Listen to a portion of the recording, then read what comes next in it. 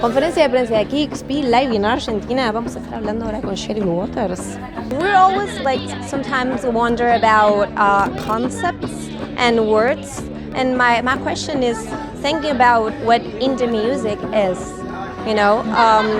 Has it been transforming the concept or the idea of music, or indie music originally? Because, for instance, we have bands like, Riel, or Atrás hay truenos, or Juana Molina herself, which we all love, and you probably do too. But, for instance, Nicki Nicole, she does hip-hop, and, she went to Jimmy Fallon program. So, and as another example, I have on KEXP, I have a little packet, something that was something called we're 15 minutes talking about last Taylor Swift album. So what's happening with indie music and pop music that is suddenly Taylor Swift, which I love too, is on KEXP. Is there any message in common that indie music and mainstream or pop music have today? How do you see that? That's such a difficult question, and I think anybody that you would ask would answer it differently, and so I can only answer it for myself. But we don't tell any of our hosts or DJs on KEXP what to play, and I think that's part of what makes us so different. We have 45, 47 DJs in all. Always there's somebody live on the air. We don't have any programming that isn't live.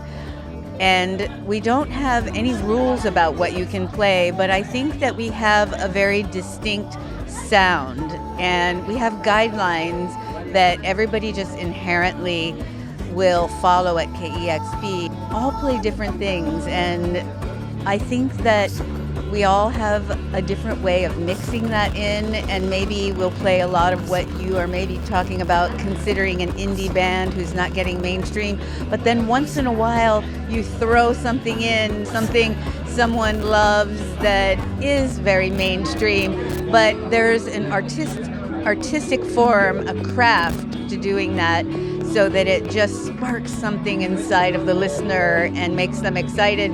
But then we don't want to turn it into, a throwback rock station of just oldies or something. There's an art form to throwing something like that in there once in a while. So that's one answer to that. But then when you talk about Taylor Swift, I think that she had a very slick commercial pop sound in her early days.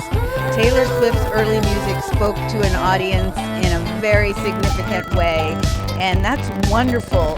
And maybe some of those early songs weren't maybe the kind of music you would expect to hear on KEXP, but as Taylor Swift grows as an artist and expands her experience, no matter how famous or popular she was when she was young, she had a limited amount of experience that she was drawing from as an artist, and she was playing music that spoke to many, many people. But she's growing now, and she's expanding, and she's exploring different places in her music, and we're finding that this newer music fits our format, which we can't really explain exactly. It's just something that we feel.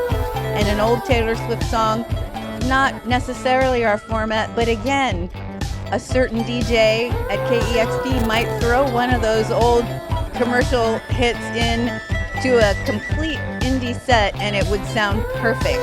So I love that we have the freedom to explore the art form of the DJ. And we're really thankful for all of that in KEXP. I would like to ask you of one of your favorite artists from Argentina. Which one would you choose? Oh, that's so hard, especially since I just spent so much time listening to music. So obviously I'm very excited about the 12 artists that we decided to feature. We have a long relationship with Juana Molina. We had her on KEXP going back to 2004, 2005. We love her. We feel like she's become a friend. Her music is very comforting and familiar to us and to our listeners. And that's one of the things that we love to do at KEXP. Since we were just talking about how artists, become big and famous, that doesn't mean that we don't play them anymore.